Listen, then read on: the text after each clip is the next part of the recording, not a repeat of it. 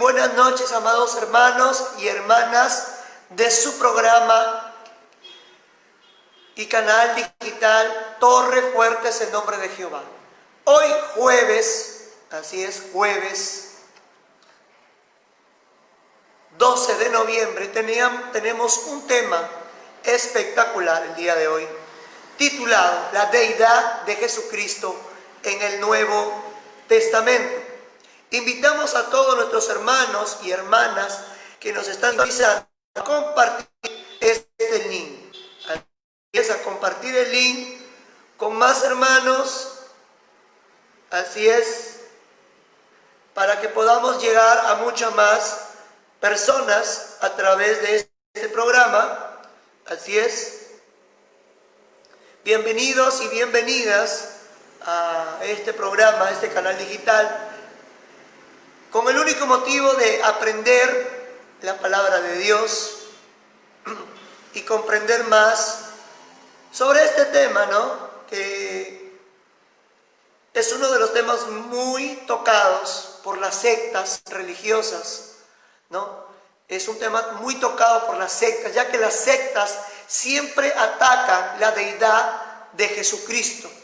Por eso el tema de hoy es la deidad de Jesucristo en el Nuevo Testamento. Así es. Está también con nosotros nuestro hermano Daniel. Ya está con nosotros nuestro hermano Daniel. Ahorita lo vamos a invitar para que él ingrese también a través de este programa. Y bienvenido, mi hermano Daniel, ¿cómo está? ¿Qué tal, mi hermano? Aquí estamos contentos, gracias por la invitación.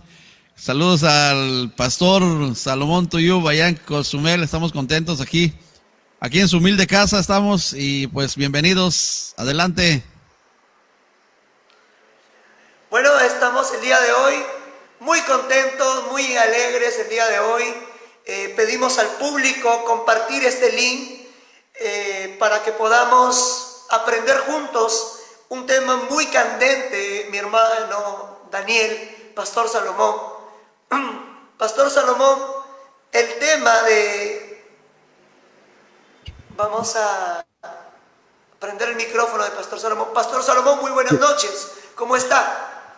Muy buenas noches, Gesser. Saludos a esta prestigiosa radio hasta Perú. Le mandamos un saludo aquí de Cozumel y nos vamos también hacia Los Ángeles, California, allá con otro gran locutor o conductor, Daniel Enrique, alias Llamada Final. Bienvenido, un abrazo hasta Los Ángeles, Daniel. Pastor Salomón, el tema de la deidad de Jesucristo, Pastor Salomón y mi hermano Daniel, es un tema candente, porque las sectas siempre atacan la deidad de Jesucristo. Pastor Salomón, ¿qué opina? Sí, es uno de los temas que de por sí ya es un tema de actualidad. ¿Por qué razón? Porque además es profético.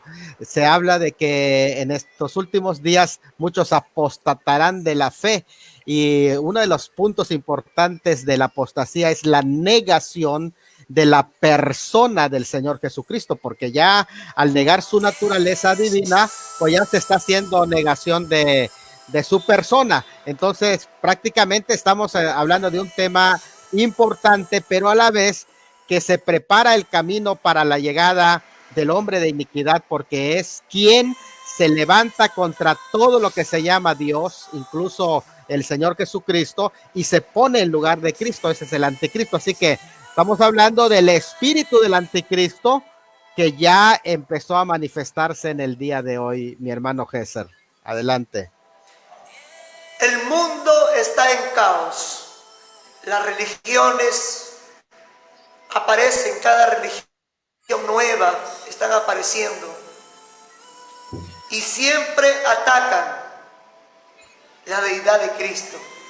Pastor Salomón, mi hermano Daniel, desde Los Ángeles, California, hoy nos hemos unido para poder darle la gloria y la honra a nuestro Dios. Este tema, como título, la deidad de Jesucristo en el Nuevo Testamento.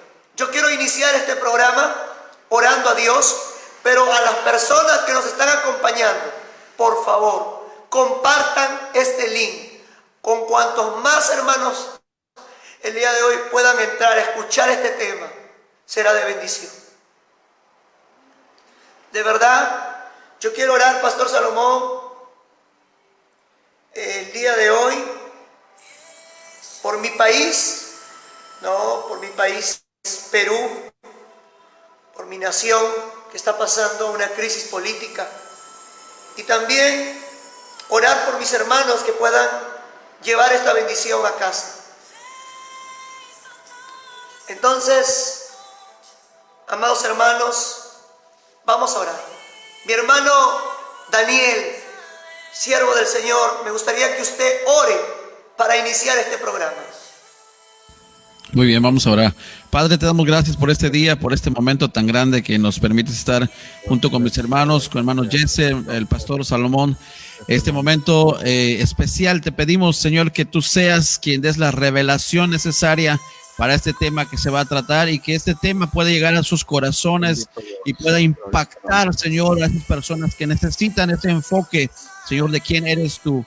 Te damos gracias por esta oportunidad y te pedimos que tú seas, Señor, más que nosotros, el conductor de este programa, y que puedas revelar tu palabra y la sabiduría necesaria para tu siervo.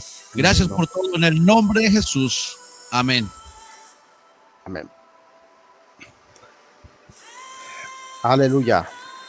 Bueno, quedamos el día de hoy para continuar este programa. Mi hermano Daniel se encarga en este programa, este tema, él se va a encargar de las preguntas. Mi hermano Daniel, si hay alguna pregunta de parte del público, usted tiene la libertad de preguntar, de decir la pregunta al pastor Salomón en el momento de las preguntas, y vamos a compartir este programa para llegar a muchas más personas. Bueno, dejamos en mute nuestros micrófonos, el mío y el de mi hermano Daniel, para dar paso.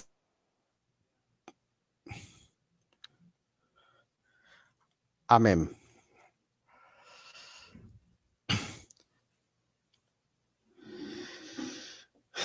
Sí, bueno, sí, bueno. Bueno, sí, bueno. Adelante, Bueno. pastor. Ok, ya estamos. Saludos a todos mis hermanos, y bueno, pues ya tenemos varias audiencias en varias plataformas, y en esos espacios van a estar participando. No vamos a tardar, sino que vamos a estar interactuando de una manera pues activa, de tal forma que podamos nosotros pues ahora sí que compartir, ¿verdad? Y hacer esa interacción tan importante en este momento. Así que, pues comenzamos. Ese tema de la deidad de Cristo lo vamos a llevar tranquilamente, paso a paso. No vamos a correr, no vamos a desesperarnos, sino que vamos nosotros a, pues a tener este espacio para poder participar. A medida que vayamos desarrollando el tema, vamos a estar llevando las preguntas. Así que bueno, pues comenzamos con el tema en un momento, y vamos a comenzar primeramente con las falacias que se hablan acerca de la deidad de Cristo.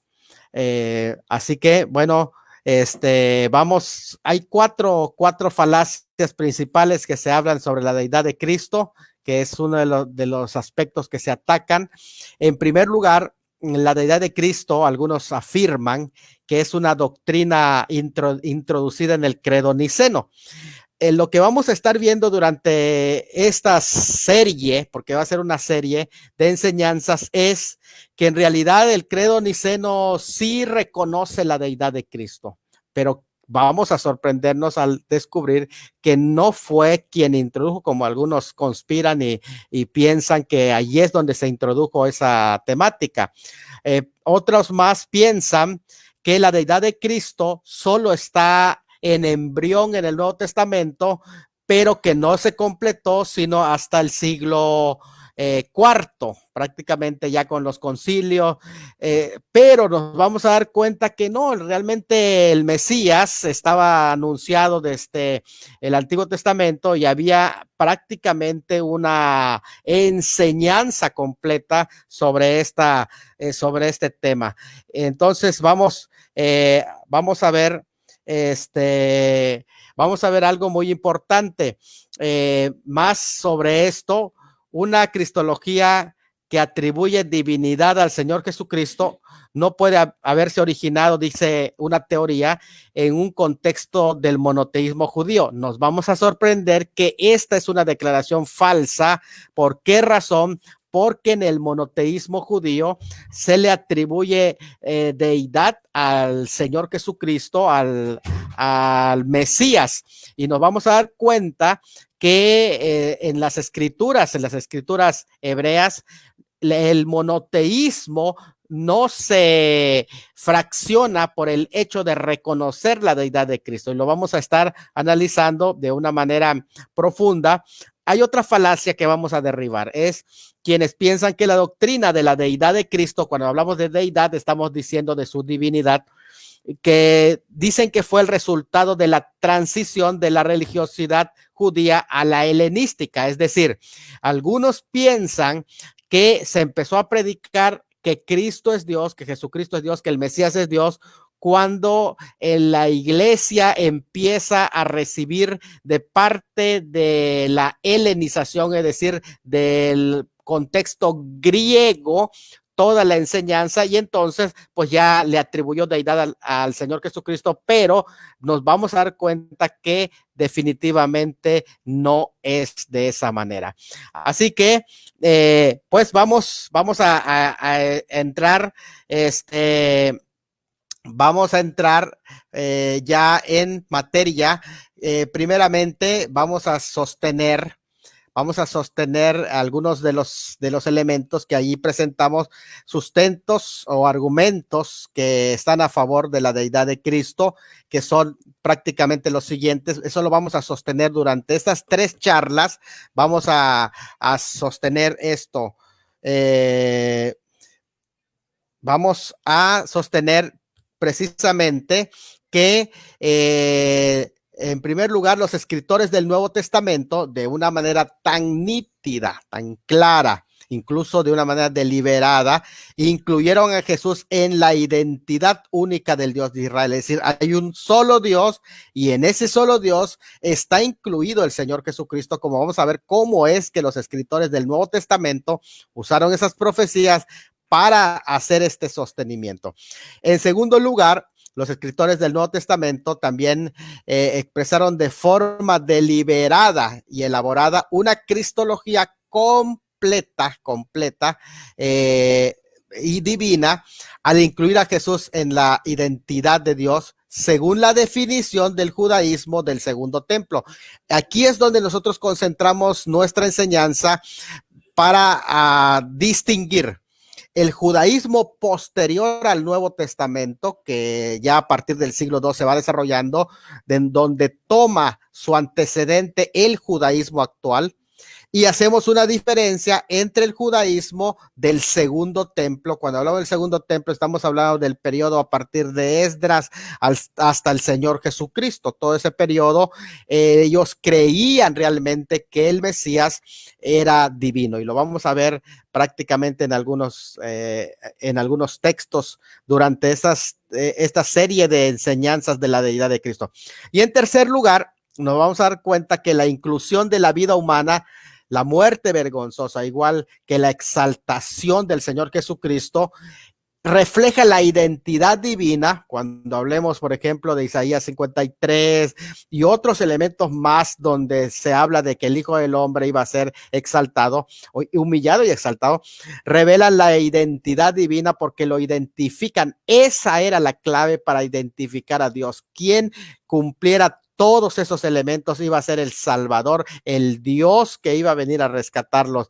Y esto es algo muy interesante. Y en cuarto lugar, incluso eran las categorías filosóficas griegas y no las judías las que hacían difícil entender a Jesús como Dios. Esto es importante porque precisamente las herejías procedieron del gnosticismo griego e incluso de la influencia griega sobre el judaísmo, quienes les impedían a ellos ver en el Señor Jesucristo a alguien divino, y eso les marcaba una especie de barrera para aceptarlo. No solamente, por ejemplo, a todos los grupos gnósticos y grupos, las sectas del primer y segundo siglo, pero incluso los ebionitas, que eran judíos cristianos que prácticamente no podían ellos aceptar porque tenían prácticamente influencia de la filosofía griega y no podían aceptar que Jesucristo fuera Dios y fuera hombre a la vez. Entonces, todos los elementos nos vamos a dar cuenta que es la filosofía griega es la que hacía difícil aceptar que Jesús sea Dios y que sea hombre a la vez. No es la mentalidad del Nuevo Testamento. Ahora, vamos a esos sustentos y argumentos que vamos a estar utilizando en esta temática. Es que precisamente vamos a estar sosteniendo que los escritores del Nuevo Testamento muy clara y aún deliberadamente incluyeron a Jesús dentro de la única personalidad de Dios. Eso es lo que hemos visto aquí y esto es importante, que ya lo hemos mencionado. ¿Cuáles son los argumentos en los que se basa la deidad del Hijo? Cuando estamos hablando del Hijo, estamos hablando del Mesías en el Nuevo Testamento. Bueno, hay 8 argumentos. Esos 8 argumentos los vamos a sostener durante esta serie de enseñanzas. El día de hoy vamos a ver si logramos abarcar hasta unos 3 o 4, tal vez unos 3, pero primero es el concepto del monoteísmo judío del segundo templo acerca de la naturaleza del Mesías. El segundo es el concepto del desarrollo del monoteísmo judío cristiano del Nuevo Testamento, es decir, no solo de los escritos del periodo del segundo templo, sino cómo fue desarrollándose la idea en el Nuevo Testamento del monoteísmo judío cristiano del Nuevo Testamento y cómo cómo es posible que ellos podían hablar del Shema Israel, que es, oye, Jehová nuestro Dios, el Señor uno es. ¿Cómo es posible? Y a la vez atribuirle deidad al Mesías. ¿Cómo es posible? Lo vamos a ver en esta argumentación.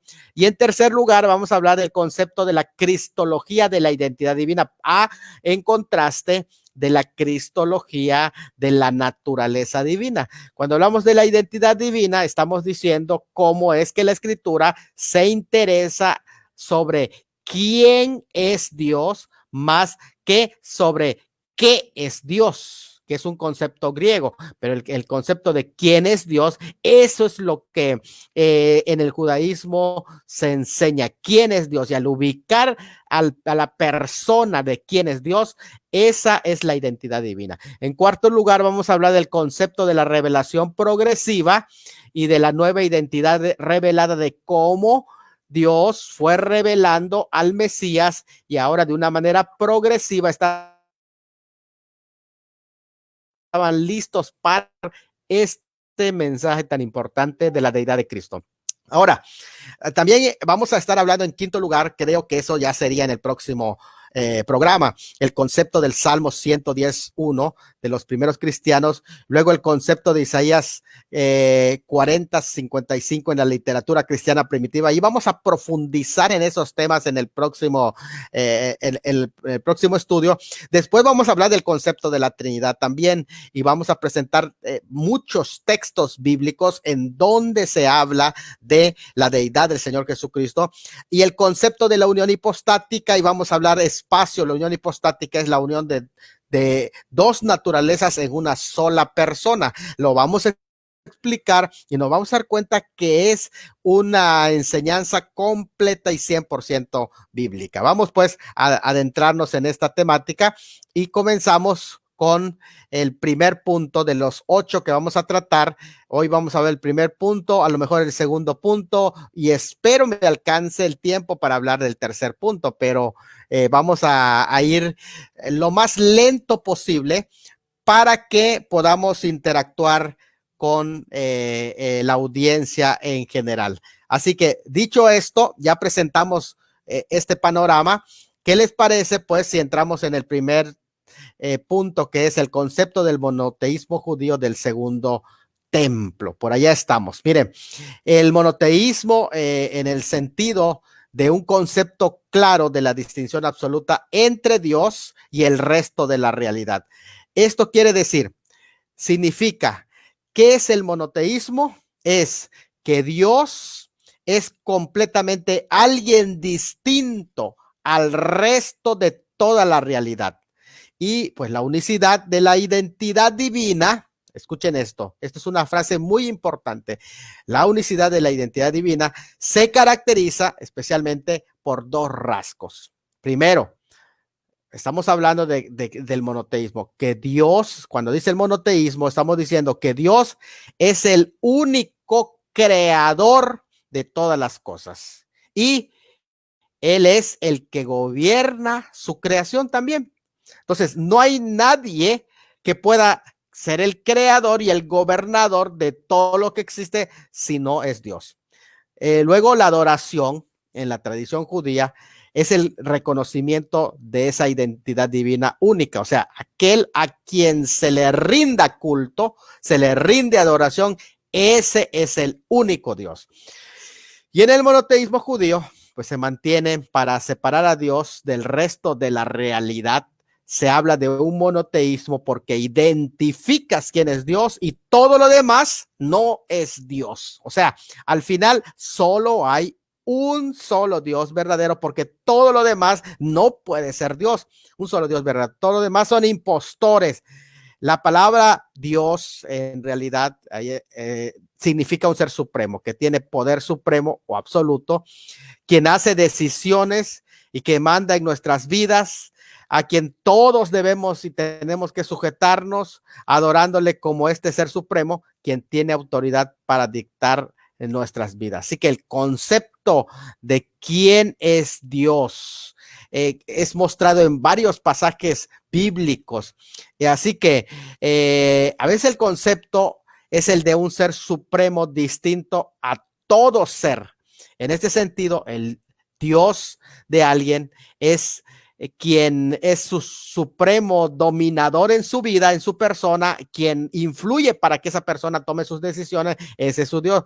Pero es imposible que una persona tenga más que un ser supremo dominando su vida. Por eso de allá la frase del Señor Jesucristo en Mateo 6:24 que dice, ninguno puede servir a dos señores, porque o aborrecerá al uno y amará al otro, o estimará al uno y menospreciará al otro. No podéis servir a Dios y a las riquezas. O sea, no hay tal cosa como una pluralidad de dioses. Escuchen, ponga atención a lo que estoy diciendo. No hay tal cosa como una pluralidad de dioses.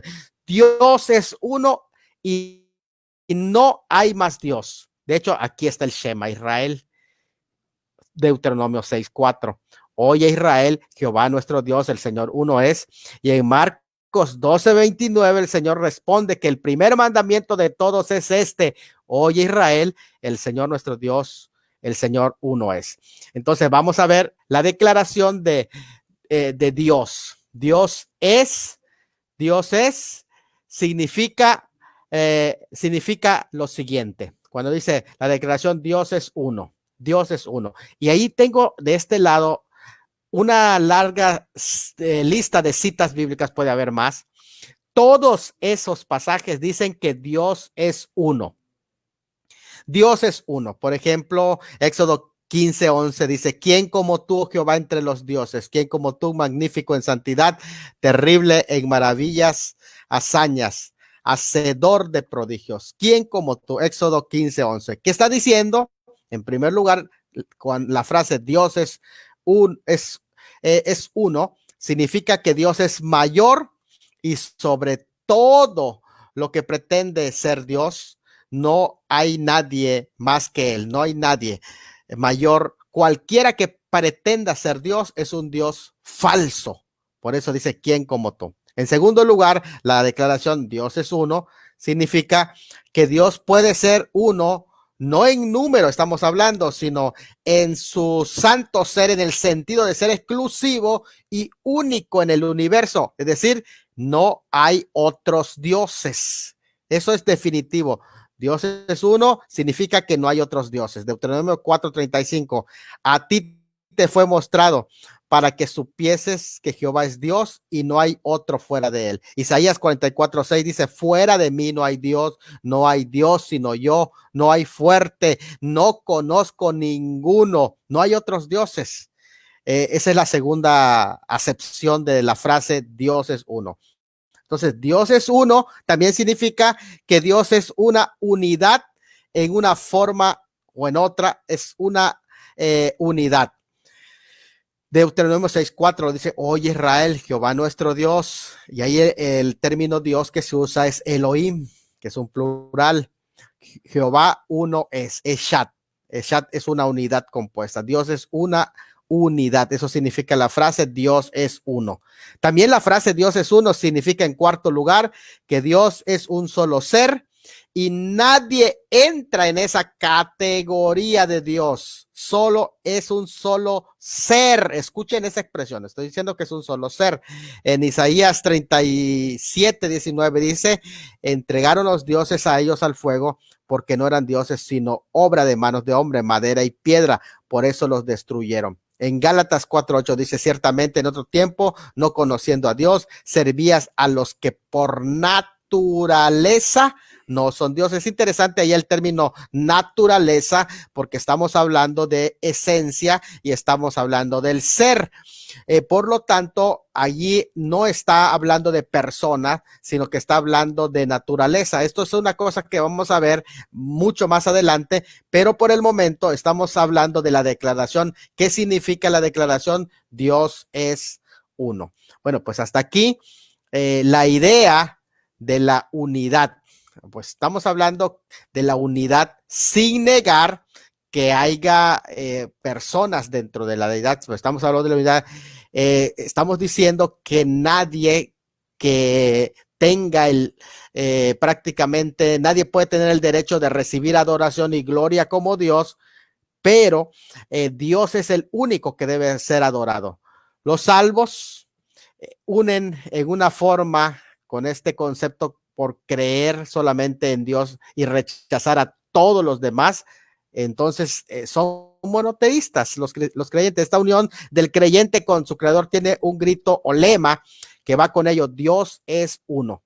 Habla de nuestro abandono de otros salvadores. No estamos confiando en ningún otro hay salvación, sino solamente en el Señor Jesucristo o en Dios. El concepto de identidad de Dios es central, puesto que el Dios de la Biblia tiene un nombre, tiene un carácter, y puesto que este Dios actúa, habla y se relaciona, podemos dirigirnos a él usando comparaciones humanas, o se le llama figuras antropomórficas para referirnos a Dios. Note bien que dice Isaías 43:10. Vosotros sois mi testigo, dice Jehová, mi siervo que yo escogí para que me conozcáis y creáis, entendáis que yo mismo soy. Antes de mí no fue formado Dios, ni lo será después de mí. Yo Jehová, y fuera de mí no hay quien salve. Él es el único salvador. Yo anuncié y salvé e hice oír, y no hubo entre vosotros Dios ajeno. Vosotros pues sois mi testigo, dice Jehová, que yo soy Dios. Aún antes que hubiera día, yo era, y no hay quien de mi mano libre. Lo que hago yo, ¿quién lo estorbará? Isaías 44:6. Así dice Jehová, el Rey de Israel y Redentor, Jehová de los ejércitos. Yo soy el primero y yo soy el postero, y fuera de mí no hay Dios. Isaías 45:5. Yo soy Jehová, de ninguno más hay, no hay fuera de mí. Yo te ceñiré, aunque tú no me conociste, y para que sepa desde el nacimiento del sol hasta donde se pone que no hay más que yo Jehová, y ninguno más que yo. que formo la luz y que creo las tinieblas, que hago la paz, que creo la adversidad. Yo, Jehová, el que hago esto, porque así dice Jehová, que creó los cielos. Él es Dios, el que formó la tierra, el que la hizo y la compuso. No la creó en vano para que fuese habitada, la creó yo, Jehová, y no hay otro. Así que, bueno, la palabra Dios ocurre 4152 veces, prácticamente en la escritura. Dios ocurre 5 veces, dioses también, ahí tenemos el número de 243 veces. En los dos, hebreo y griego, no es muy claro el significado del término Dios, pero de examinar cómo es usado en casos del verdadero Dios y en casos de falsos dioses, se concluye que el concepto de Dios significa un ser supremo quien nos hizo y por nuestro creador tiene derecho de ejercer gobierno sobre nosotros, es decir, tiene derecho de mandarnos. Quiere decir esto de Dios, es la persona quien tiene derecho, él y autoridad de actualmente mandar nuestras vidas cotidianas. Podemos definirlo todavía más en decir que el concepto Dios es uno que representa un ser supremo, más que nosotros y otros de poder y fuerza que vemos comúnmente en la tierra, y este ser supremo es quien creó el mundo, y nosotros por el hecho de crear, él es, por el hecho de crear, él es el dueño, es su hacedor y autoridad espiritual sobre nosotros que él tiene. El mandato dado a todos es de encontrar y identificar a ese ser supremo correctamente, porque hay muchos impostores quienes pretenden presentarse como el verdadero Dios, pero no lo son. Es aquí el punto en donde se distingue de todos los falsos dioses. Es importante entender que el concepto Dios se enfoca por lo menos a 3 cosas. Es un ser supremo y en ese sentido eterno y omnipotente, es el ser creador, y en tercer lugar es la autoridad de este ser supremo de controlar, mandar, dirigir e influir en nuestras vidas de una forma de autoridad por el quien es. Así que en este cuadro donde estoy presentando esta afirmación es que solo hay un Dios, no hay otro, y es el único Dios, y es Él es el único Dios.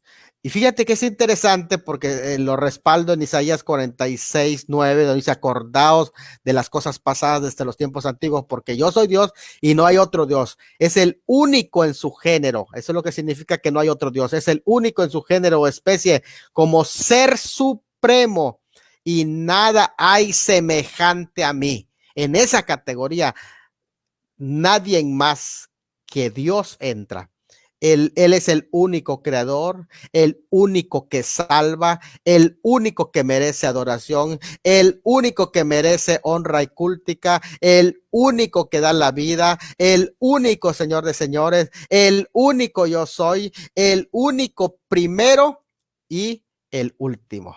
Así que ahí vamos a ir aterrizando ahora, aplicando este primer punto al Señor Jesucristo. Miren, hay 2 categorías de figuras que pues prácticamente son usadas aquí, que son figuras interesantes en este sentido, que son los ángeles principales y patriarcas exaltados. Estos son figuras que son criaturas. La segunda categoría de figuras mediadoras consiste en personificaciones y unificaciones de aspectos del mismo Dios. Hay que entender estas 2 categorías. Esta segunda categoría es aspectos del mismo Dios, como donde entran su espíritu, su palabra y su sabiduría.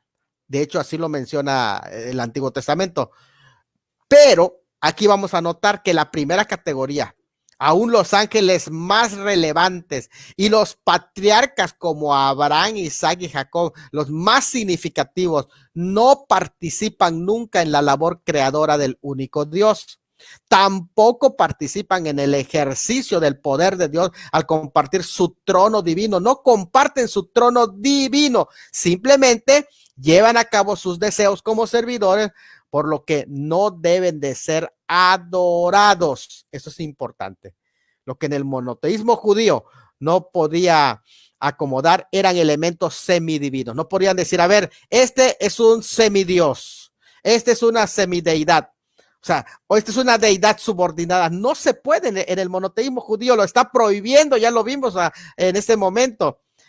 Pero tampoco podía haber divinidad por delegación o por participación, que ¿sabe qué? Ya le delegué, ahora tú vas a ser Dios o vas a participar en mi naturaleza divina para ser adorado y digno de culto, etcétera. No se puede, o sea, eso precisamente lo prohíbe el monoteísmo. Pero en la segunda categoría de figuras mediadoras están el verbo, su espíritu y la sabiduría de Dios.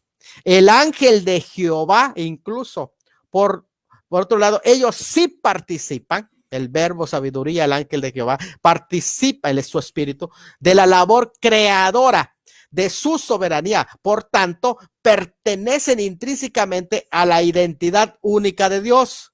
Solo hay una identidad divina. Y a esa identidad divina pertenecen el verbo, la sabiduría, el ángel, el espíritu de Dios, el Padre. Es interesante. Vamos a ver, por ejemplo, el tema de la sabiduría. Proverbios 8:22. Jehová, dice la sabiduría, me poseía en el principio, ya de antiguo, antes de sus obras. Eternamente tuvo el principado, desde el principio, antes de la tierra. Proverbios 8:30. Con él estaba yo ordenándolo todo, y era su delicia de día en día, teniendo solaz delante de él en todo tiempo. Juan 1:1, tomando ese mismo concepto, dice, en el principio era el verbo, y el verbo era con Dios, y el verbo era Dios, y este era en el principio con Dios. Todas las cosas por él fueron hechas, y sin él nada de lo que ha sido hecho fue hecho. Ninguna otra criatura puede participar de esto más que el verbo, más que la sabiduría. El ángel de Jehová es especial porque tiene una posición igual con Dios y como representante es enviado de parte de Dios a actuar en la tierra por Dios. Hay pasajes como Génesis 16:7, 24:7 y 48:16, donde el ángel de Dios recibió culto, recibió adoración, que es reservado solamente para Dios. Es un punto tan importante que Satanás y sus demonios incluso quieren esa adoración ilegítimamente. Acuérdense la tentación del Señor Jesucristo, que le dijeron al Señor por Satanás, todo esto te daré si tú postrado me adorares. O sea, la ambición de Satanás es llegar a ser igual a Dios. Y Dios insiste en que adoremos solamente a Dios y solamente, de hecho, ese es el texto que el Señor Jesucristo le dice: al Señor tu Dios adorarás y a él solo servirás.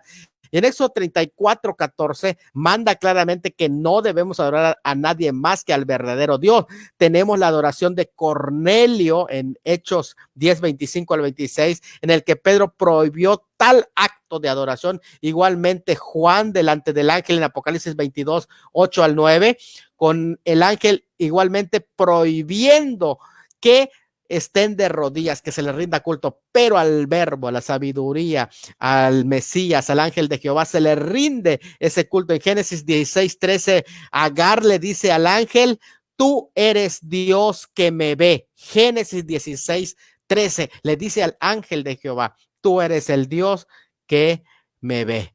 Así que este es el concepto del monoteísmo del segundo templo, en el sentido de que hay un solo Dios y en esa identidad única de Dios entra el verbo, entra la sabiduría, entra el ángel de Jehová, que es la misma persona del Mesías preencarnado. Es algo muy interesante. Por lo tanto, este es el primer concepto del primer resumen que vamos a estar viendo. Y en este primer concepto del monoteísmo, el concepto del monoteísmo judío, el segundo templo, ¿cuál era?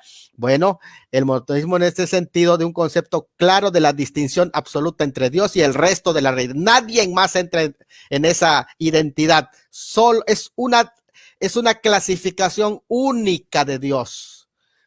Y la unicidad de la identidad divina se caracterizaba especialmente por dos rasgos: que Dios es el único creador de todas las cosas y que Él es el que gobierna. Y la adoración en la tradición judía es el reconocimiento de esa identidad única, el cual se le daba tanto al ángel de Jehová, lo podemos ver como la segunda persona de la deidad, al Mesías se le da a la sabiduría, se le da al verbo. El monoteísmo judío separaba claramente entre Dios y la realidad, por eso se decía que es el único. Y el principal concepto del monoteísmo es: identifica quién es esa deidad y dale culto. Esto es, por eso es que se le rinde culto al Mesías. Vamos a abrir espacio para la segunda, vamos a abrir espacio para preguntas y después ya continuamos con el segundo punto. Ahorita estamos hablando del concepto del monoteísmo en el judaísmo del segundo templo. Vamos a abrir espacio para preguntas. Si hubiera preguntas en este momento, y entramos. Adelante.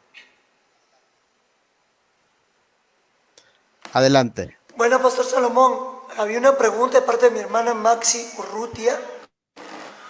¿Por qué, hermana Maxi, nos dice esta pregunta?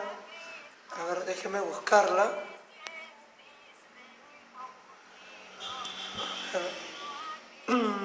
Acá tenemos la pregunta. Vi una pregunta de mi hermana Maxi Urrutia.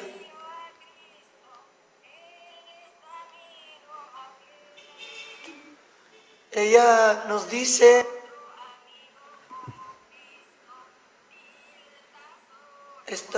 nos dijo una pregunta, yo la leí hace poco.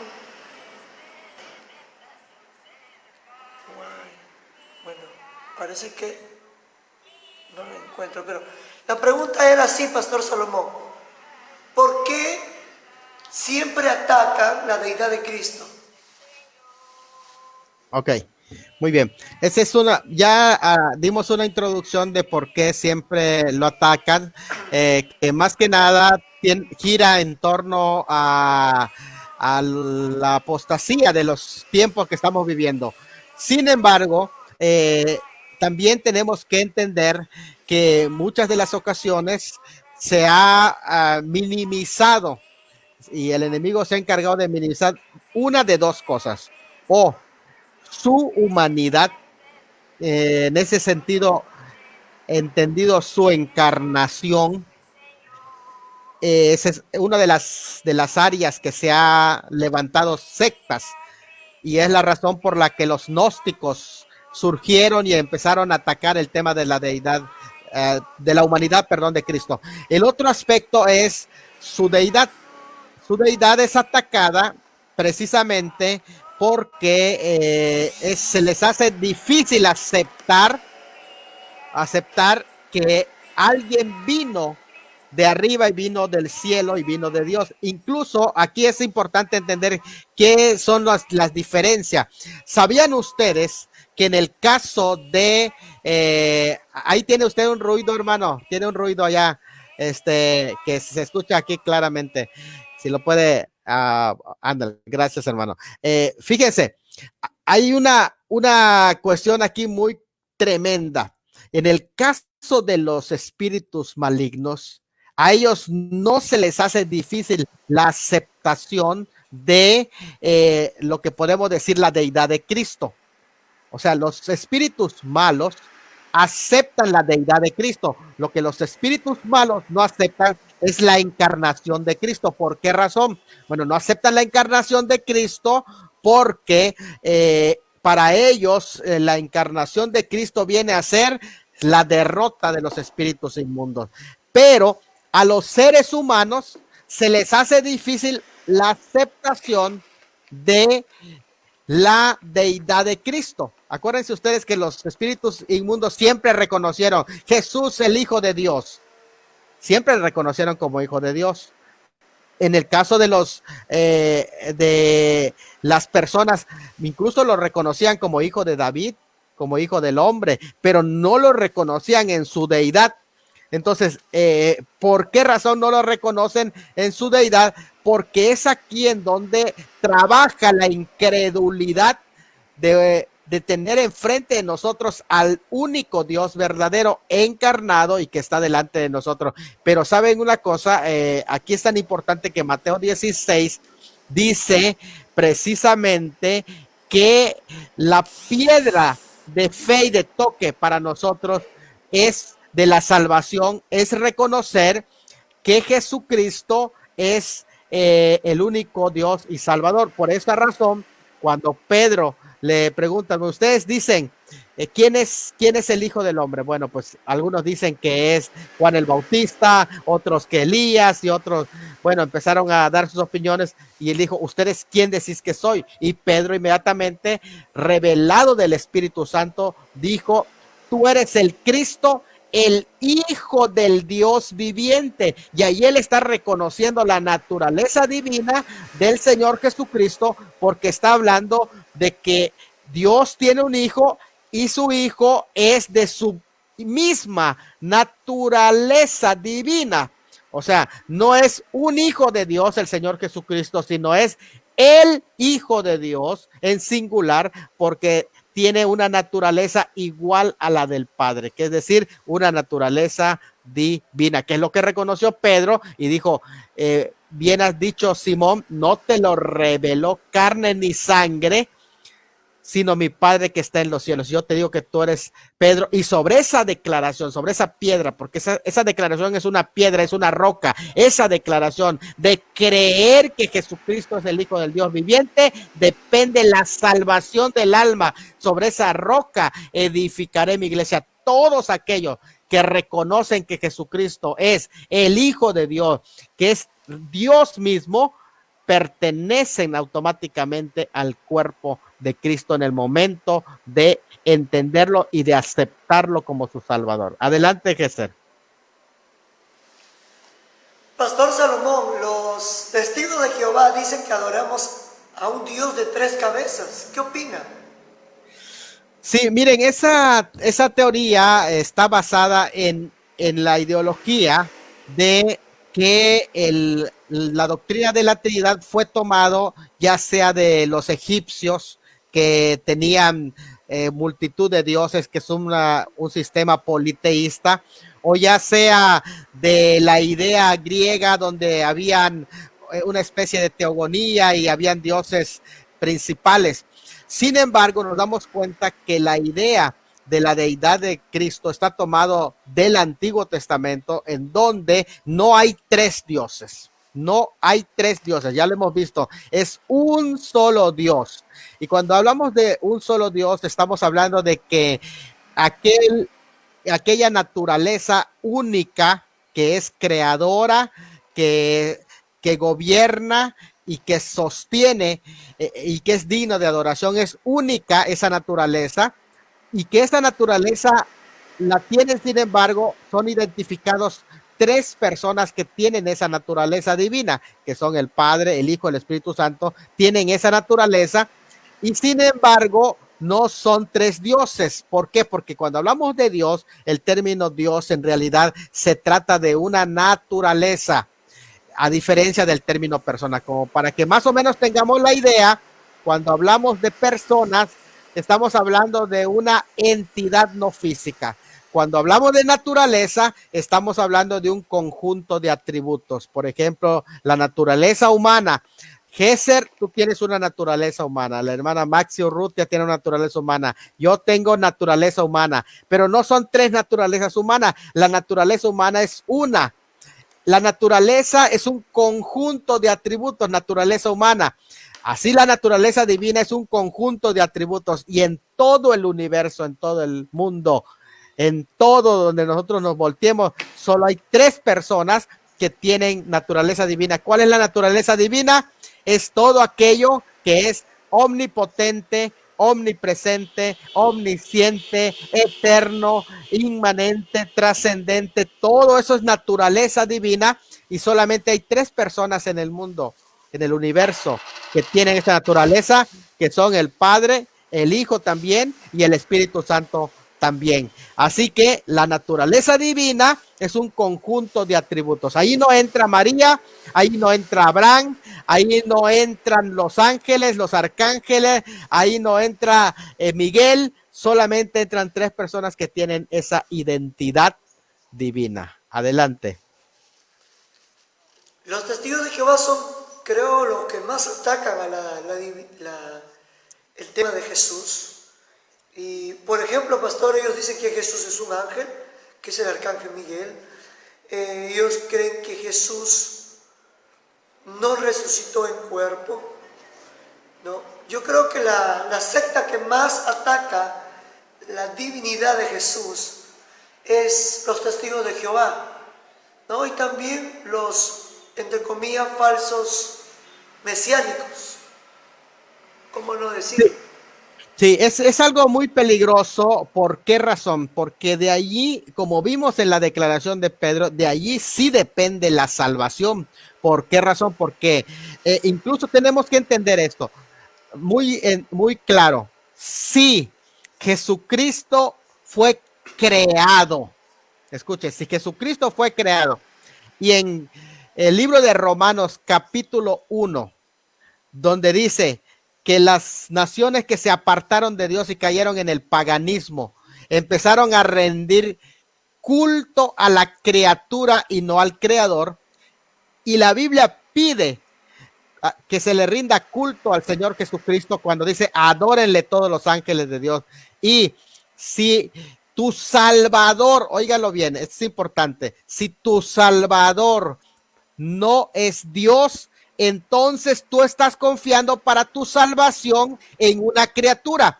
Si Jesús es el único Salvador, Él es el Salvador de la humanidad, entonces para que sea Salvador tiene que ser Dios. Pero si no es Dios, pero si es el Salvador, entonces tú estás confiando tu salvación en una criatura y ya caes en un culto idólatra y pagano. ¿Por qué? Porque dice dándole culto a la criatura y no al creador, que es bendito por los siglos. Pero si Jesucristo es Dios y Él es el Salvador, le estás rindiendo culto al único Dios verdadero, y ese único Dios verdadero también es tu Salvador. Por lo tanto, a Él sea la honra y la gloria. Pero aquí hay mucho cuidado. Por eso las sectas que no le atribuyen, que le restan la deidad al Señor Jesucristo, son paganas. ¿Por qué son paganas? Los neomesiánicos son paganos, el testigo de Jehová son paganos. Toda secta que no le atribuye deidad al Señor Jesucristo es pagana, porque su Salvador no es Dios y están confiando su salvación eterna a una criatura y le están rindiendo culto a una criatura y no al Creador. Eso tienen que tomarlo muy en cuenta esas sectas, mi querido Gesser. Adelante. Mire, Pastor Salomón, hasta dónde llega la fachatez. Los mormones dicen que Jesús y Lucifer, o sea, el diablo, son hermanos. Sí, sí, de hecho, allá también le restan la deidad al Señor Jesucristo, aunque no lo hacen abiertamente, sino que ellos dicen que sí, que Jesucristo es Dios, pero el Hijo de Dios, pero que es prácticamente hermano de Miguel, y esto es algo de Satanás, perdón, y esto es algo impresionante, una blasfemia completamente impresionante, lo que allí se está hablando de ese arcángel que así ellos le llaman, y sin embargo, pues ya nos damos cuenta de el grado en el que bajan al Señor Jesucristo a tal punto que lo ponen al nivel de una criatura.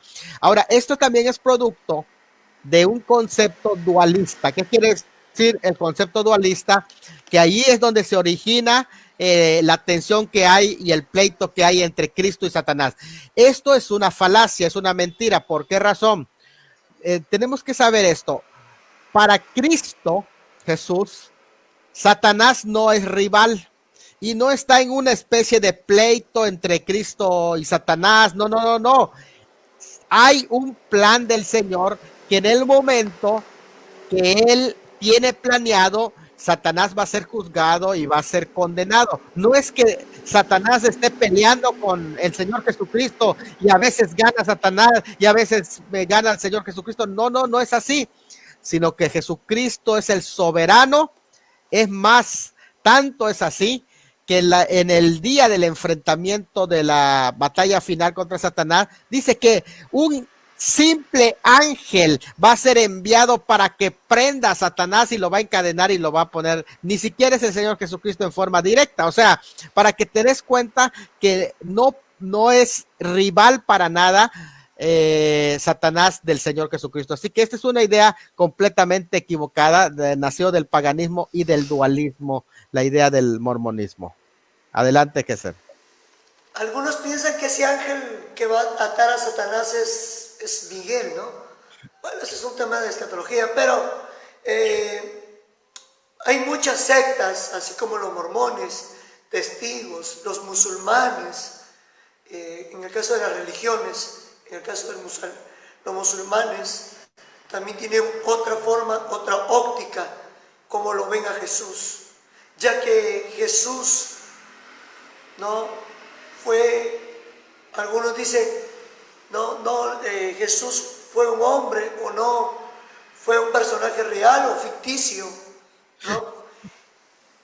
Josh McDowell, en su libro Más que un carpintero, él dice que algunos piensan que Jesús simplemente es una mera imaginación, ¿no?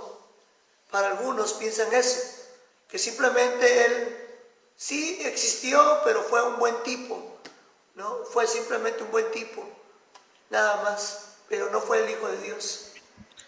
Sí, definitivamente. Mira, en el liberalismo teológico que surge a fines del siglo XIX, el liberalismo teológico, que por cierto es la línea teológica sobre Jesús que adopta el judaísmo, el liberalismo teológico.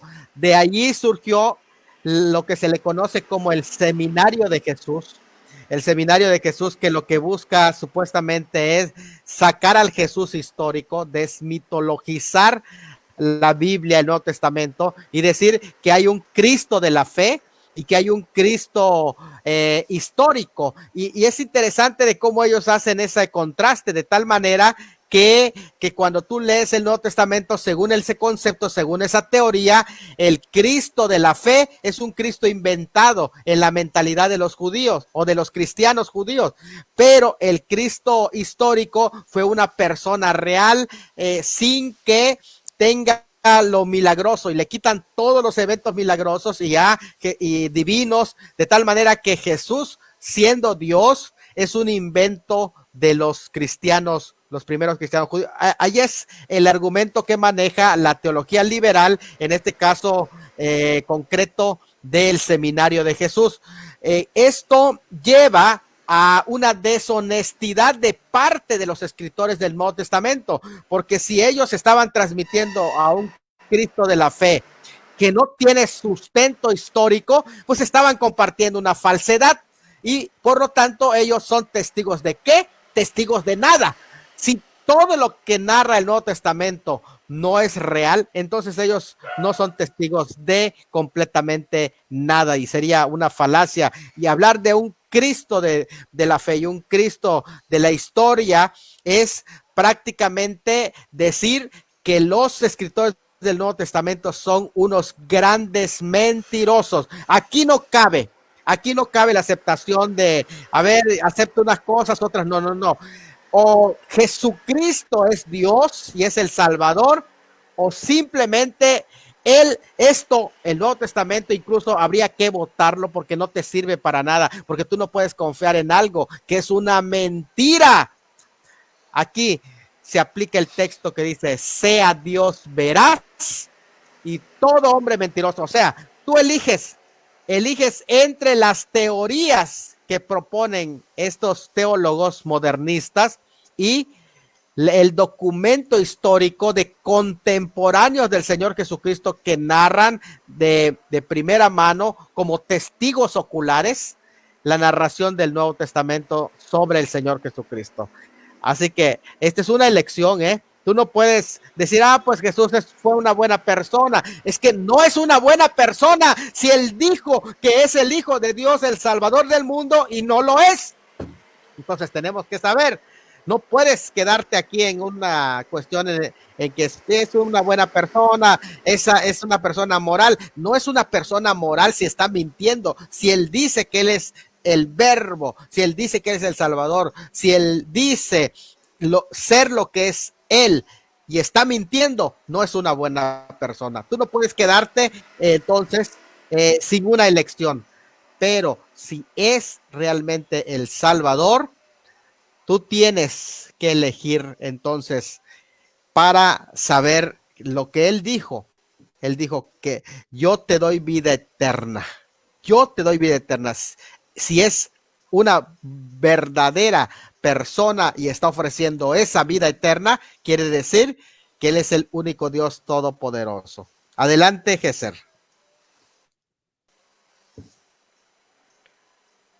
Bueno, Pastor Salomón, vamos a continuar con el programa.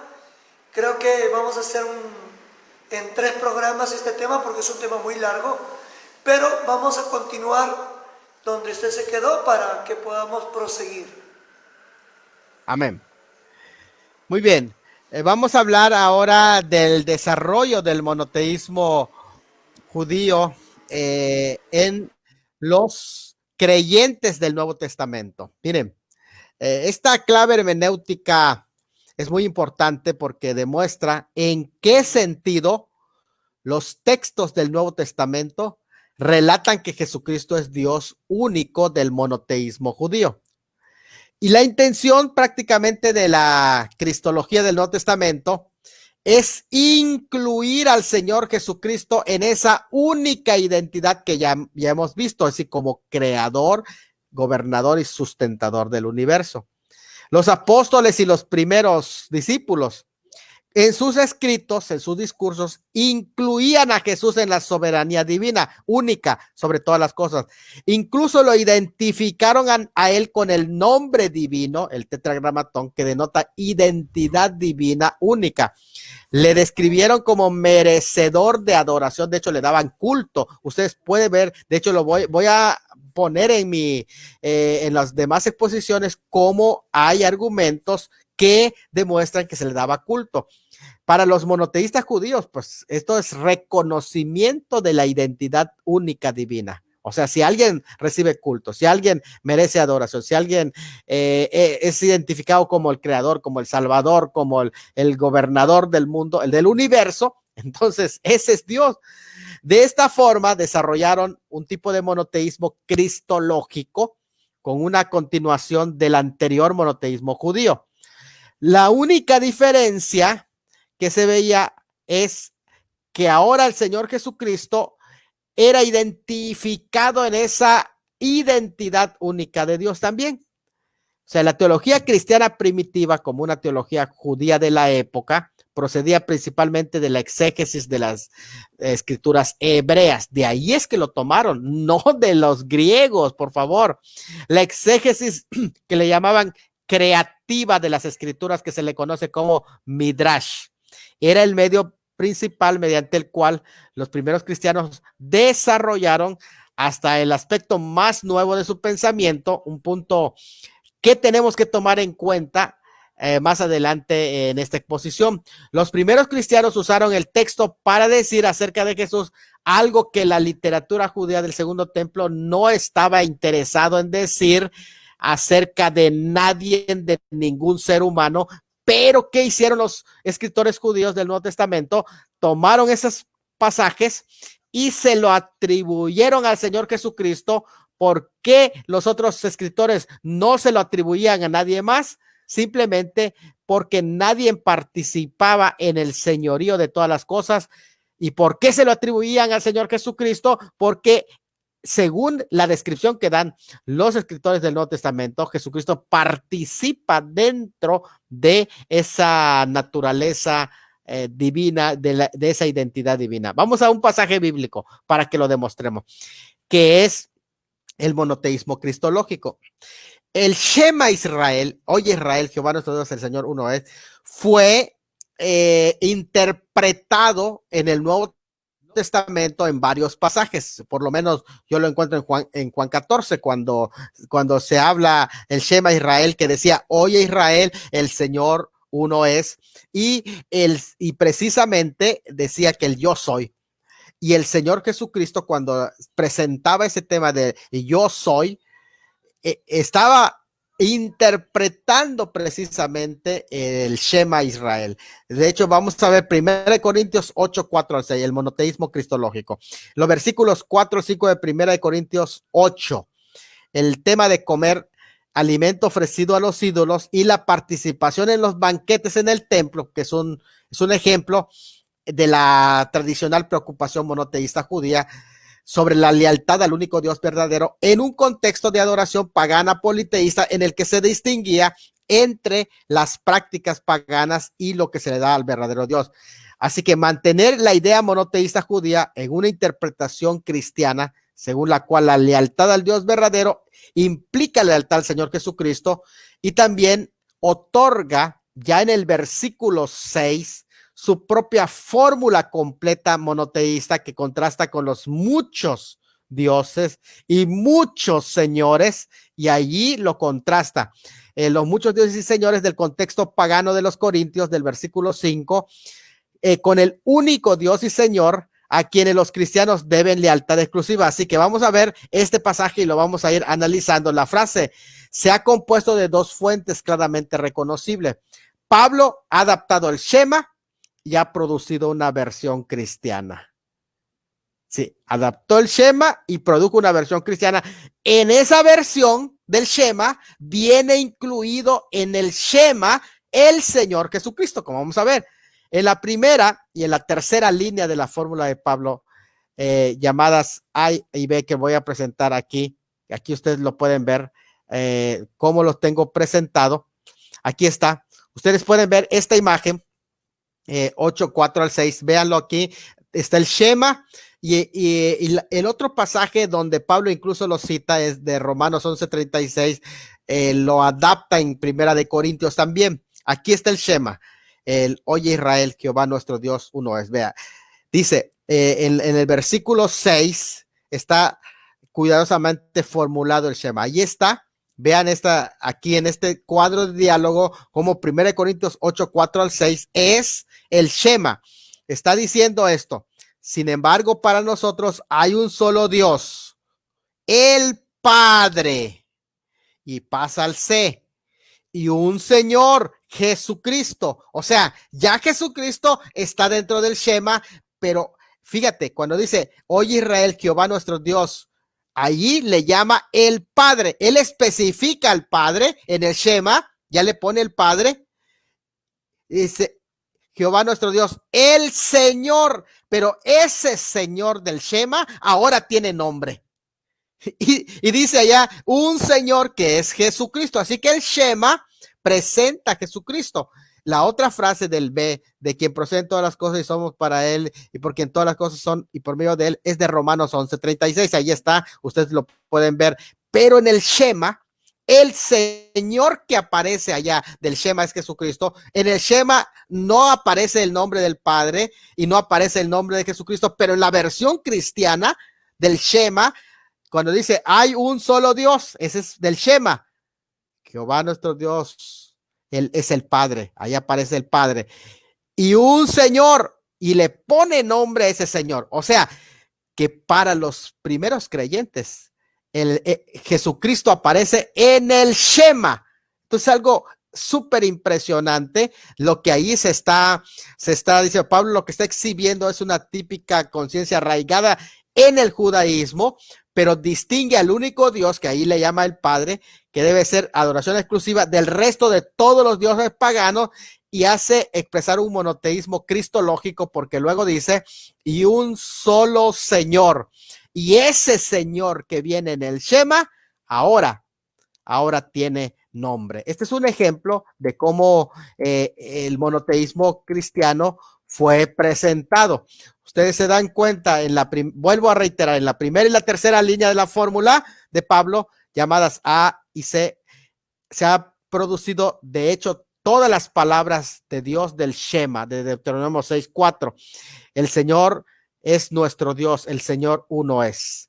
Pero ahora reorganizó las palabras de manera que se produce una afirmación tanto del único Dios, el Padre, como del único Señor Jesucristo. Que si hubiera que entenderle como añadiendo al Señor, el Dios del que habla el Shema, fíjate, si hubiera dicho ahora se le está añadiendo otro Señor o se le está añadiendo, entonces la perspectiva del monoteísmo judío no estaría produciendo un monoteísmo cristológico, sino directamente un diteísmo, porque ahora tendrías dos dioses, no, pero allá está diciendo, está reconociendo que hay un solo Dios y un solo Señor, que en el concepto monoteísta es el mismo Dios, pero que aquí distingue a dos personas, un solo Dios y Padre y un solo Señor. Así que el término Señor se aplica al Señor Jesucristo como el único Señor.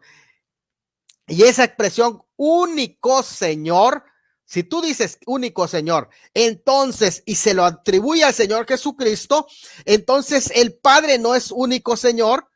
Entonces es interesante porque aquí en la reformulación sin precedentes del Shema hecho por Pablo, la identidad única del único Dios consiste prácticamente en el único Dios, el Padre, y el único Señor, el Mesías, y por lo tanto el Mesías participa en la unicidad de Dios.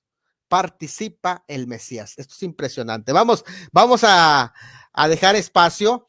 Esta es la forma en que se fue introduciendo todos los conceptos de un monoteísmo cristiano en el Nuevo Testamento, en el que se añadía al Señor Jesucristo en todas las declaraciones al mismo nivel del Padre. Cuando dijo, el Padre y yo uno somos, el Padre y yo ejat, estar en Juan 14, cuando dice el Padre y yo uno somos, está interpretando el mismo Señor Jesucristo, el Shema, porque el Shema decía, Jehová nuestro Dios, el Señor uno es, y él lo aplica diciendo en Juan 14, el Padre y yo uno somos. Es el Shema que está siendo interpretado diciendo allá, el Padre y yo, está distinguiendo al Padre de él como persona, pero son parte del mismo Dios del Shema Israel, del Oye Israel. Así que vamos a abrir espacio para preguntas, porque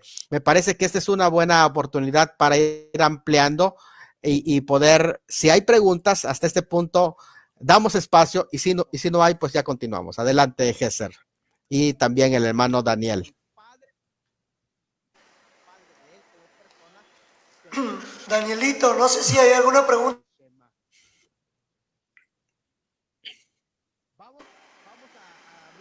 Sí, por acá, Pastor Salomón, dice una pregunta por acá que llegó a través de la 104.1. ¿Puede ser comprobado bíblicamente que Jesús y el Padre son uno en el mismo sentido que el esposo y la esposa son uno? Saludos a toda tu audiencia, mi hermano, y te mandamos un abrazo. Claro que sí, claro que sí. De hecho, yo di ahorita una cita bíblica. Hay dos palabras hebreas que se citan para hablar de la unidad. Una de las palabras es yachit. En el hebreo, yachit es una unidad única, o sea, un individuo es yachit, no puedes dividirlo, algo que no puedes completamente dividir. En el caso de la unidad de entre el hombre y la mujer de Génesis, donde se dice, y los dos serán ejat. Ejat quiere decir una sola carne, pero es una unidad compuesta. Y podemos recurrir aquí rápidamente a Juan capítulo 14. Vamos a ver para que nos demos cuenta de esta expresión que allí dice. Sí se puede comprobar, y yo voy a dar un pasaje bíblico, que es el pasaje que mencioné a continuación, donde dice allá en Juan 14. Pueden buscar conmigo Juan 14. Y dice Juan 14, versículo 8 en adelante. Felipe le dijo, Señor, muéstranos al Padre, y nos basta. Jesús dijo, por tanto tiempo hace que estoy con vosotros y no me conoces, Felipe. El que me ha visto a mí, al visto al Padre. ¿Cómo dices? Muéstranos al Padre. ¿No crees que yo soy en el Padre y el Padre en mí? Las palabras que yo os hablo, no las hablo por mi propia cuenta, sino que el Padre que mora en mí, Él las obra. Creedme que yo soy en el Padre y el Padre en mí. De otra manera, creedme por las obras. Ahora, esto es algo muy importante porque, note bien, Él no está diciendo, yo soy el Padre y el Padre soy yo. De lo contrario, allí sería un yachit, es decir, una unidad indivisible, sino Él está diciendo, yo soy en el Padre y el Padre es en mí. Él hace una distinción, hay un ejat, una unidad. Es como cuando se pone en el fuego el hierro a una presión fuerte, tan fuerte que ves que casi se funde el hierro con el fuego, pero ni el fuego es el hierro, ni el hierro es el fuego, sino que el hierro está en el fuego y el fuego está en el hierro, pero hay una diferencia entre el fuego y el hierro. Esa es la unidad que hay entre Dios, el Padre y el Señor Jesucristo, y es ejat.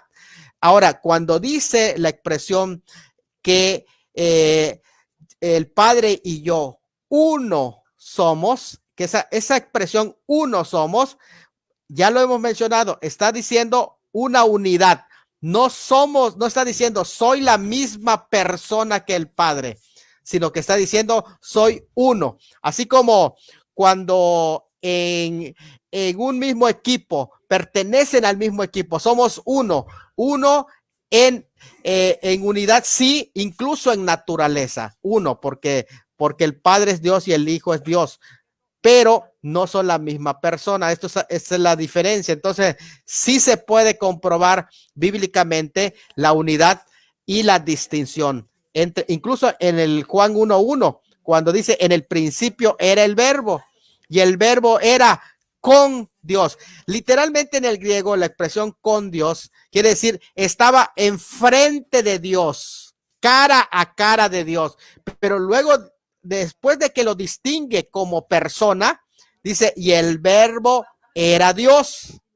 Por lo tanto, la naturaleza que tenía el Dios que estaba enfrente, el Dios que estaba enfrente, es la misma naturaleza porque el verbo también era Dios. O sea, hay una interpretación muy interesante al respecto. Sí se puede probar de la unidad entre Dios y el Hijo, como de la unidad de el esposo y la esposa, porque aunque pertenecen a un solo matrimonio, no son la misma persona. Esto es algo muy interesante, pero es solo una comparación, solo una comparación. Adelante, mi estimado Daniel. Gracias, pastor. Otra pregunta por acá dice, ¿llama la Biblia al Espíritu Santo una segunda o tercera persona en la deidad?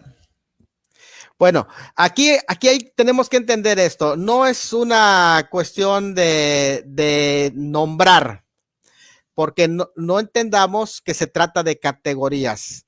Se utiliza primera, segunda y tercera persona como expresiones verbales en tiempos y gramaticales. ¿Por qué? Porque, por ejemplo, cuando el Señor Jesucristo habla, vamos a poner el mismo ejemplo que el Señor está hablando cuando dice, vamos a Juan 14 de nuevo, para que lo veamos. Juan 14 y allá 16. Voy a explicar el sentido porque eso es una buena pregunta que es muy frecuente. A ver, dicen, esta es la primera, esta es segunda porque es segunda categoría y el Espíritu Santo es tercera porque es tercera categoría. No es en ese sentido, sino que estamos hablando las expresiones gramaticales del texto. Miren, que está en Juan 14, versículo 16, dice, y yo. Allí la expresión y yo es el Señor Jesucristo que está hablando en primera persona del singular. Fíjate, yo es la primera persona del singular. La razón por la que se dice primera, segunda persona, tercera persona es precisamente que obedece a esta mismo ley gramatical. Miren, yo rogaré al Padre está hablando que no es el mismo. No es el mismo que está hablando porque el yo es la primera persona del singular. Yo rogaré al Padre y os dará, fíjate, la segunda persona que aparece allá es el Padre, y os dará otro consolador. Hay una tercera persona que está mencionada en ese mismo texto, que es otro, porque ahí es muy claro, la expresión otro, no podemos escapar, o sea, otro es alguien distinto al que está hablando, alguien distinto a la primera referencia, que es la segunda persona, que es el Padre allá, y el otro es una tercer persona que se está mencionando allá, que le llama otro consolador o paracleto, que estará con vosotros para siempre. Esto es interesante de que cuando hablamos de primera, segunda persona, estamos hablando de una cuestión para identificar gramaticalmente que hay una pluralidad de personas y que generalmente cuando hacemos esa identificación decimos la primera persona es el Padre, luego en este caso era el Hijo la primera persona que estaba hablando, pero en el Antiguo Testamento la primera persona que es identificada es el Padre, el Hijo y el Espíritu Santo. Se llama la tercera persona porque Él es enviado. Se le llama al Hijo la segunda persona en el concepto teológico porque procede del Padre. Cuando hablo procede, no estamos hablando de que fue creado, sino que procede quiere decir que sale del Padre, que es de la misma naturaleza del Padre, y cuando se habla del Espíritu Santo se le identifica como tercera persona porque procede de ambos, es decir, procede del Padre y procede del Hijo, el Espíritu Santo. O sea, de esa comunicación de amor, podríamos decir, entre el Padre y el Hijo, hay una tercera persona que allí está presente, que siente, piensa, toma decisiones, actúa, que es el Espíritu Santo. Entonces, nos damos cuenta que sí podría hablarse en términos referenciales, pero no necesitamos ser tan dogmáticos para buscar un pasaje de la Biblia donde diga el Espíritu Santo es la tercera persona. Para los hermanos que a veces no han entrado dentro de nuestras exposiciones, decimos en los conceptos teológicos, es decir, cuando tú estudias la Biblia, no tengan miedo al término teología. Teología es el estudio de la Biblia o doctrinal.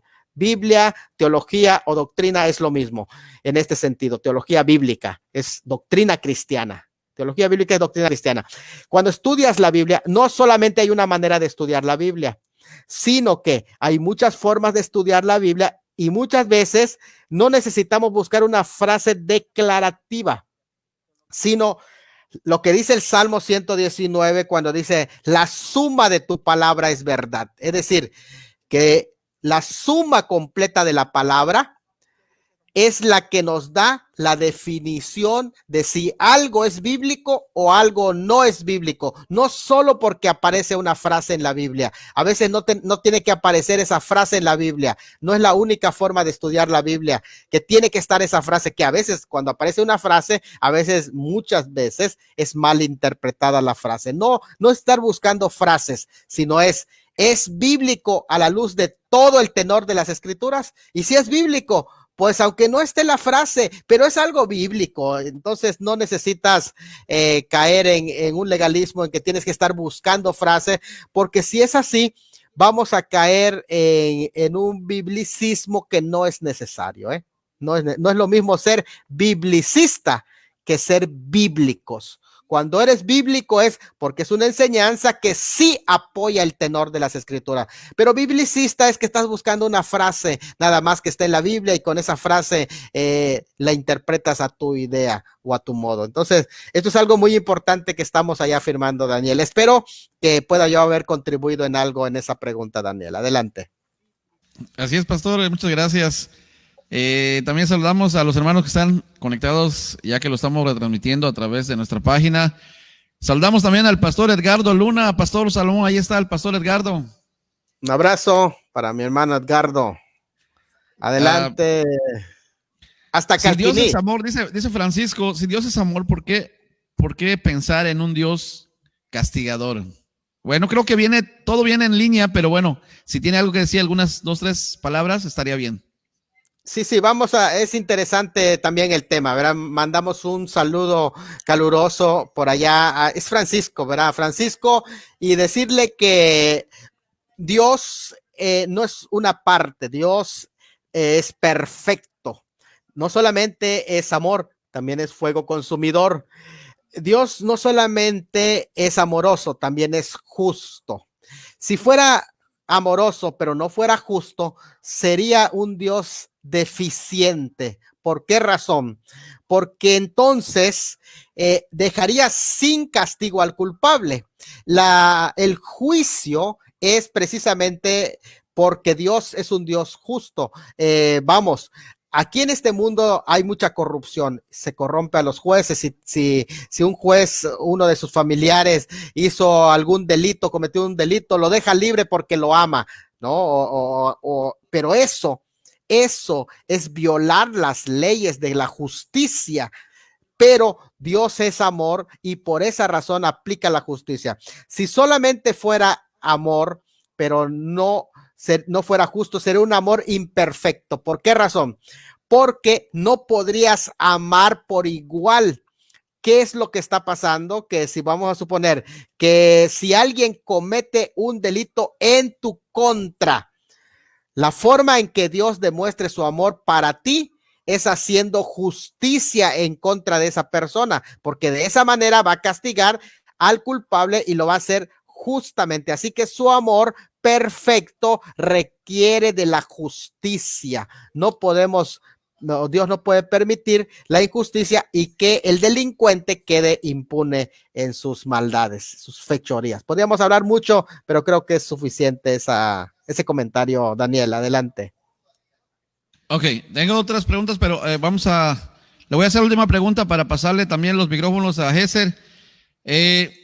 La Biblia dice que Dios regresará con todos sus santos, también que Jesús va a regresar con sus santos.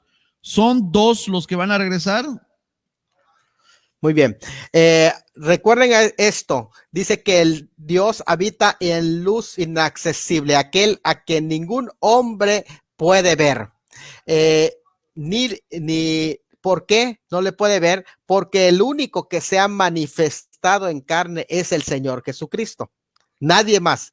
Ahora, en una visión beatífica, la visión del trono es muy interesante porque en Apocalipsis capítulo 4, cuando es entronizado el Señor Jesucristo en el cielo, dice que al que está sentado en el trono, que no se está viendo al que está sentado en el trono porque habita en luz inaccesible, y luego dice, y al Cordero también sea la honra, la gloria por los siglos de los siglos. ¿Qué quiere decir? Que el único que es invisible Dios, y esto es algo muy importante, porque el único que es inaccesible es el Padre.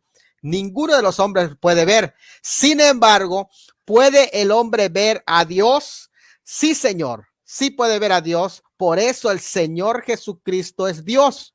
¿Por qué? Porque el Verbo se hizo carne y habitó entre nosotros, y aquel que es invisible puede ser visible por medio del Señor Jesucristo. Por lo tanto, el mismo Señor Jesucristo es el que viene representando al Padre. ¿Por qué? Porque es el único que se encarnó, no es el Padre que se hizo carne, y es el único que murió, no es el Padre el que murió, es el único que resucitó, no es el Padre el que resucitó. Esto es algo muy importante. Por lo tanto, por esa razón es que viene después de ser entronizado allá arriba, viene con los santos ángeles y todos los salvos resucitados en la segunda venida. Es el Señor Jesucristo el que viene montado en caballo blanco y el que tiene el nombre, ahí lo dice, el Verbo de Dios, el Cordero de Dios. No son dos que vienen, sino que es el Señor Jesucristo que viene y que representa al Padre. Por eso dijo, me has visto a mí, has visto al Padre. En 1 Timoteo, que es importante ese pasaje, es súper importante, me gustaría compartirlo con ustedes en 1 Timoteo, capítulo 5, creo que es el versículo 16, que dice, fíjense que dice, el único que tiene inmortalidad, que habita en luz inaccesible, 5:16, 1 Timoteo 5:16, a quien ninguno de los hombres ha visto ni puede ver. A él sea la honra, la gloria por los siglos de los siglos. Amén. Ese es precisamente el Padre. Pero a Dios nadie le vio jamás. Pero el unigénito Hijo le ha dado a conocer. Por eso es importante que algunas personas incluso manifiestan a Dios Padre y lo dibujan.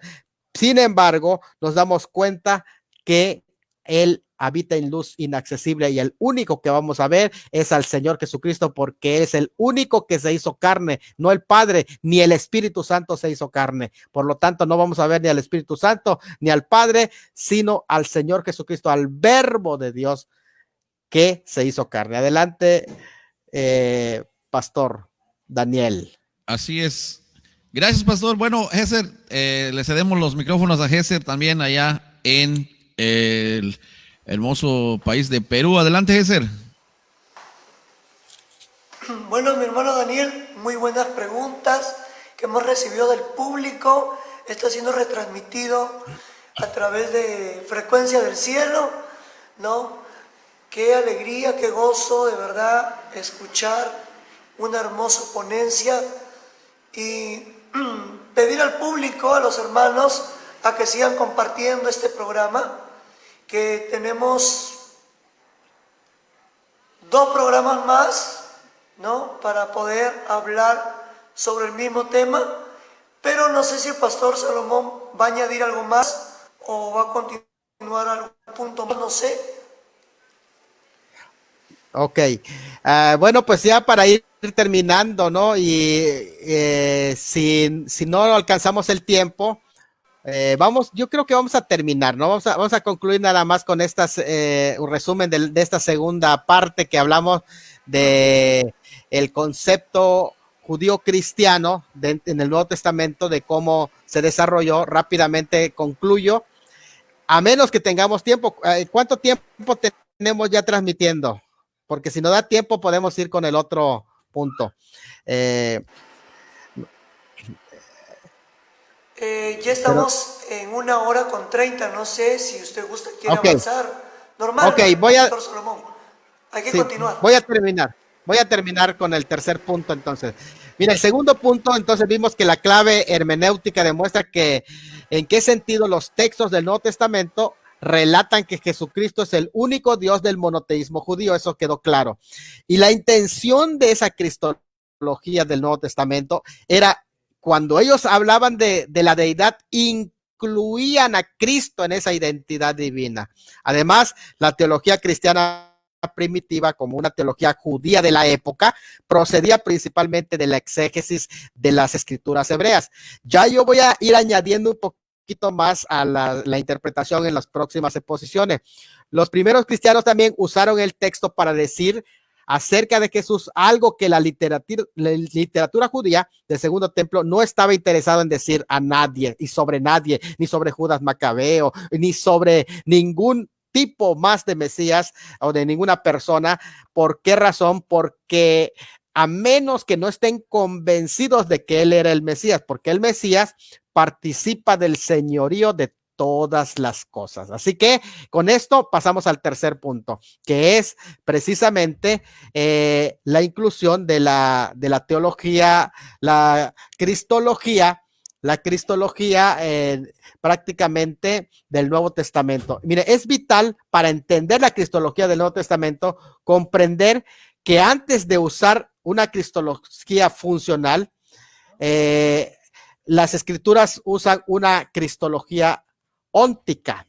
¿Qué quiere decir la cristología funcional? Estamos dando a entender que es en base a funciones, en base a naturaleza, pero óntica quiere decir que identifica quién es el Cristo. Prácticamente la cristología óntica, es la que habla de la naturaleza de Cristo, y este no era el primer paso que se dio. Más adelante voy a explicar un poquito más sobre la cristología funcional y óntica, pero en realidad eso fue posterior. En realidad se iniciaba con la explicación de un monoteísmo judío, porque si nosotros explicamos primero el monoteísmo judío como lo hemos visto, eso nos va a facilitar el entendimiento. En la cristología helénica, la razón del ser principal se basa en qué es la deidad o qué es la divinidad. O sea, se empieza a hablar sobre naturaleza divina, y eso es algo bueno y es algo importante, pero la cristología de la identidad se basa en la explicación de qué es no de qué es la divinidad, sino quién es el verdadero Dios, el único Dios, quién es. Y una vez que tú identificas quién es, entonces dale culto y dale adoración. Se debe comenzar de esa forma, porque es así que se iluminan los textos, reflejando una comprensión adecuada de la forma en que el monoteísmo judío entendía a Dios. El concepto de la identidad divina única, la soberanía de Dios, no era simplemente una función que Dios podía delegar a alguien. Se trata de uno de los rasgos principales e identificadores de la identidad divina única, que distinguía a Dios de toda la realidad externa. Ya lo hemos visto en parte. La soberanía divina única es una cuestión de quién es Dios. O sea, lo que interesa en la escritura es quién es ese Dios. La participación de Jesús en dicha soberanía, pues prácticamente implicaba, por tanto, no solamente lo que hace Jesús, sino quién es con relación a Dios. Y en ese sentido ya lo identifica como el Hijo de Dios. Cuando se extiende esa identificación para incluir a Jesús en la actividad creadora. Si Él es el creador, si Él es Señor, si Él es sustentador, si es gobernador, por lo tanto, está dentro de la trascendencia eterna de Dios, se convierte automáticamente en el único Dios verdadero, porque está siendo identificado con el único Dios.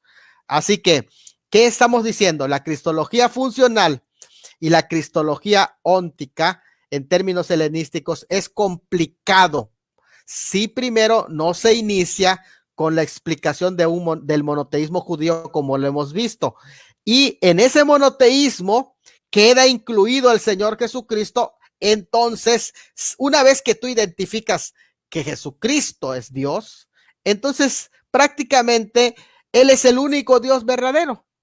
En la cristología helénica, la razón de ser principal se basa en qué es la divinidad, es decir, naturaleza divina y todos los atributos. Y está bien, lo vamos a ver más adelante, pero la cristología de la identidad divina se basa en quién es ese Dios único. Si Jesucristo es identificado con ese Dios único, entonces podemos decir que Él es Dios. La soberanía divina única es una cuestión de quién es Dios. Es decir, si Cristo es soberano y Él es Señor y es Salvador, entonces es Dios. No nos compliquemos la vida. La participación de Jesús en esa soberanía, si el Nuevo Testamento está diciendo que Él es el Señor, que Él es el soberano, que Él es el Salvador, bueno, pues ya tenemos nuestra respuesta. No necesitamos estar abarcando en otras más. Si está en el pasaje, está diciendo que Él es el creador, entonces Él es el Dios. Implica, por tanto, no solamente lo que hace Jesús, sino quién es con relación a Dios. Y con relación a Dios, Él es el único Dios verdadero. Esta parte del concepto de la cristología le llamamos aquí de la identidad divina, cristología de la identidad divina, lo que está diciendo es muy sencillo. Tú entiendes quién es Dios y Dios es el creador, el soberano, el que sostiene, el salvador. Y si eso es el Señor Jesucristo, ya solucionaste este tema. Él es el Salvador, creador, Él es Dios, por lo tanto, no tienes que batallar más. Eso es la cristología de la identidad divina. Bueno, pues en este caso hay dos formas de enfocar la cristología. Las dos formas son estudiar la cristología desde la rama funcional y óntica, como en este cuadro que le estoy presentando. Eso sería bueno y a la vez es un acercamiento filosófico y hasta bíblico, porque puedes encontrar los pasajes donde se describe qué es Dios, qué es la divinidad y qué es naturaleza divina. Y una vez que tú entiendes qué es naturaleza divina, pues puedes identificar que el Padre tiene naturaleza divina, que el Hijo tiene naturaleza divina, que el Espíritu Santo tiene naturaleza divina. Pero también tienes el otro aspecto, que es el otro enfoque de la cristología, que es el que estoy presentando primero, cristología de la identidad divina, que es un acercamiento un poquito más bíblico, más hebreo. Y la idea que se discute ahí es quién es el único Dios. Una vez que entiendes que el único Dios es creador, soberano, salvador, entonces si Cristo también es Dios, soberano, creador, salvador, entonces Él es Dios. Así de sencillo estamos manejando este tema de la identidad divina. Así que, por lo tanto, pues vamos a dejar el espacio para preguntas, si hay preguntas, y de ahí vamos a, ya no voy a seguir más, el cuarto lo voy a dejar para el segundo tema, que es la revelación progresiva, que vamos a ver ya la próxima exposición. Hasta ahí vamos a acabar con 3 puntos. Recuerda que vamos a ver en total 8, pero hoy ya vimos 3 y es un buen avance. Adelante, Hester. Bueno, creo que ya no hay más preguntas, Pastor Salomón, pero vamos a orar y agradecerle a Dios por este programa. Gracias, Señor Dios Todopoderoso. Bendice la vida de mis hermanos televidentes y de la vida de tu siervo, Pastor Salomón. Te damos gracias. Bendice, Señor, a mis hermanos que están viendo fuera del país, de Perú, a los hermanos de Cozumel, a los hermanos en Estados Unidos. Bendícelos, Señor, en el nombre de Jesús. Amén y amén. Pastor Salomón, hasta la segunda entrega del tema de la deidad de Cristo, un tema espectacular, y que no se olviden, el próximo jueves estaremos aquí con el mismo tema, ¿no? Avanzando los puntos que quedaron, y no se lo pierdan. Que Dios me lo bendiga. La paz del Señor desde Perú. Pastor Salomón, despídase. Amén. Dios me los bendiga, mis hermanos. Saludos a todos y estamos pendientes para el próximo tema. No se lo pierdan. Bendiciones, paz del Señor. Que tengan una buena noche.